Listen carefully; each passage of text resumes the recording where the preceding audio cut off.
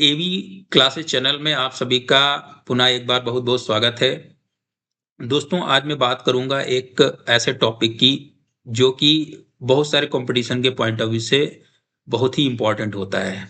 Comprehension, English comprehension reading, ठीक है? तो उससे रिलेटेड जो क्वेश्चंस आते हैं, आप अगर जो यूपीएससी में सिविल सर्विसेज़ का एग्ज़ाम लिख रहे हैं, उसमें सीसैट का जो क्वेश्चन पेपर होता है या आप कैट का एग्ज़ाम लिख रहे हैं, उसमें भी आता है। अगर जो आप एसएससी सीजीएल का लिख रहे हैं एग्ज़ाम, उसमें भी आता है। बहुत सारे एग्ज़ाम ऐसे होते हैं स्टूडेंट्स, जिसमें हमें ये टॉपिक हमसे पूछा जाता है कॉम्प्रिहेंशन का, ठीक है? इंग्लिश कॉम्प्रिहेंशन का। तो हमें लेकिन आप देखेंगे कि बहुत सारे स्टूडेंट्स होते हैं जो इस टॉपिक में गलतियाँ करते हैं, या तो वो छोड़ के आ जाते हैं, वो अटेम्प्ट नहीं कर पाते हैं सारे क्वेश्चंस इस टॉपिक से, या फिर वो गलत कराते हैं क्वेश्चन, जब भी आंसर लिखते हैं उनके गलत हो जाते हैं।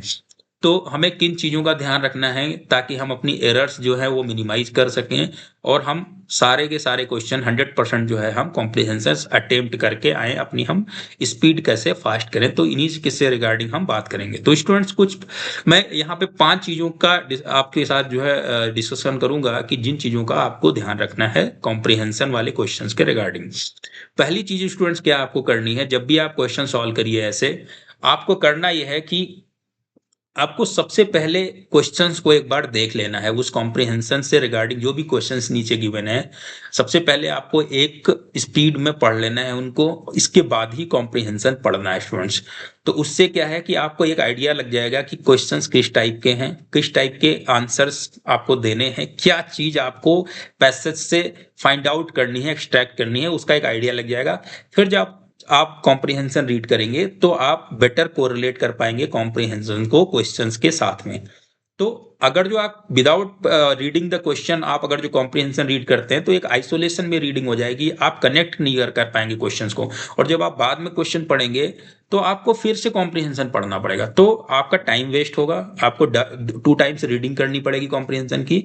तो उतने में आप 2 कॉम्प्रिहेंशन रीड करके आंसर कर सकते थे उसमें। तो आपको टाइम सेव करना है और सारे कॉम्प्रिहेंशन आपको अटेम्प्ट करने हैं। इसके लिए आपको क्या करना है, ये पहली टेक्निक जो हमने बताई, सबसे पहले आपको क्वेश्चंस पढ़ने हैं, फिर इसके बाद आपको कॉम्प्रिहेंशन रीड करना है, ठीक है स्टूडेंट्स? तो ये पहली चीज है।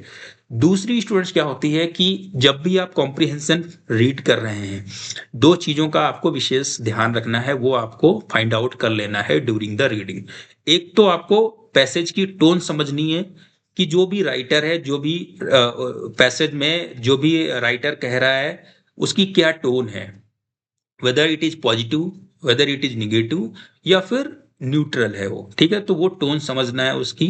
और दूसरा कॉन्टेक्स्ट समझना है, पर्पज समझना है कि किस पर्पज के लिए ये हमको लिखा गया है, किस ब्रॉडर कॉन्टेक्स्ट, किस ब्रॉडर कॉन्टेक्स्ट का ये पार्ट है एक पैसेज, ठीक है? तो 2 चीजें वो हमें समझनी है। होगा क्या कि अगर जो आप 2 ये चीजें समझ लेंगे तो आपके जो आंसर्स है, आप बेटर ऑप्शन चूज कर पाएंगे क्वेश्चंस में।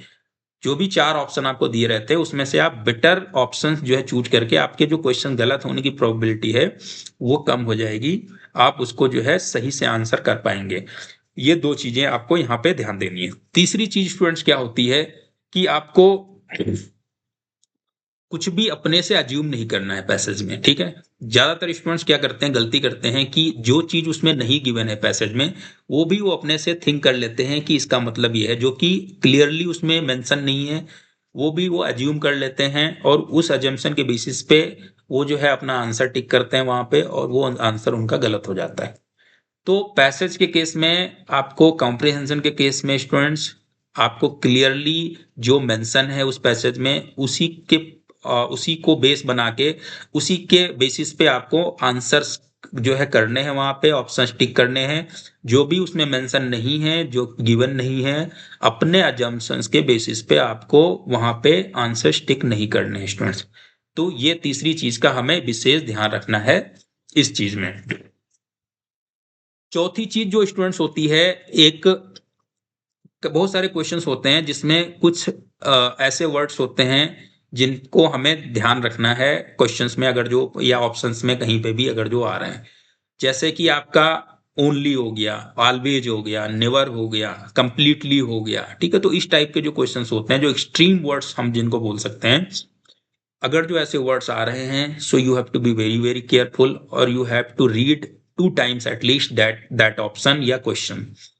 फिर जब आपको अच्छे से अंडरस्टैंड हो जाए कि नहीं ये आंसर सही है या गलत है, तभी आप जो है उसका आंसर कीजिए। You have to think at least twice in such situations, क्योंकि एक्सट्रीम वर्ड्स में आप गलती कई बार आप देखेंगे मोस्ट ऑफ द टाइम आप गलती वहां कराते हैं और आप गलत ऑप्शन टिक कर देते हैं, तो वो आपको नहीं करना है।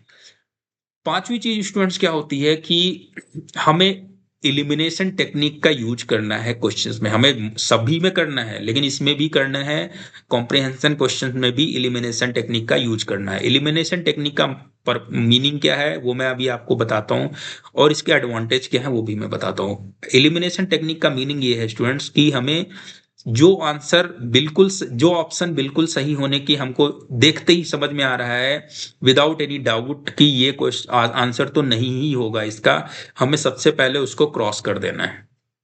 अब हमारे पास ऑप्शंस कम हो गए, हमारे पास 4 ऑप्शंस हैं, हमारी सही होने की प्रोबेबिलिटी स्टार्टिंग में 25% है क्वेश्चन की, because you have to choose one option from 4 options. Now when you eliminate one option, then it becomes only 3 options, तो आपकी प्रोबेबिलिटी सही होने की 33% हो गई। अब आप अगेन एक और एलिमिनेट कर दीजिए जो कि आपको लग रहा है कि नहीं भी ये तो बिल्कुल नहीं हो सकता है, तो आपके पास 2 ऑप्शन बचे, लास्ट 2 ऑप्शन में से आपको एक चूज करना है। Your probability becomes 50% to correct the answer. फिर आप उस पे सेकंड थॉट देके आप उसमें से एक ऑप्शन जो भी आपको लग रहा है सही है वो चूज कर लीजिए। तो that is the elimination technique. इसका एडवांटेज जो मैंने अभी बताया कि आपकी प्रोबेबिलिटी जो है वो सही होने की बढ़ती चली जाएगी और आपका जो कंफ्यूजन है वो घटता चला जाएगा। तो हमेशा एलिमिनेशन टेक्निक का यूज कीजिए, उससे टाइम सेव होगा, आपका आंसर क्विकली आप निकाल पाएंगे और गलत होने के, मिस्टेक होने के जो चांसेस हैं वो आपके काफी घट जाएंगे। ठीक है स्टूडेंट्स, तो एक तो ये था।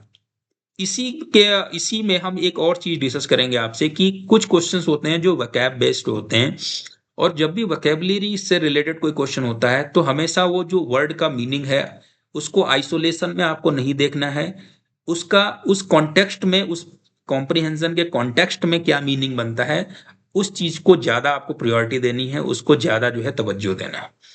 अगर जो आप ऐसा करेंगे तो आपके वो जो वैकैब वाले क्वेश्चंस हैं वो गलत होने के जो चांसेस हैं वो कम हो जाते हैं स्टूडेंट्स। ठीक है, तो ये इन जनरल मैंने 5 चीजों की बात करी जो कि कॉम्प्रिहेंशन से रिलेटेड चीजें, जो क्वेश्चंस आते हैं उनको टैकल करने में आपको काम आएंगी।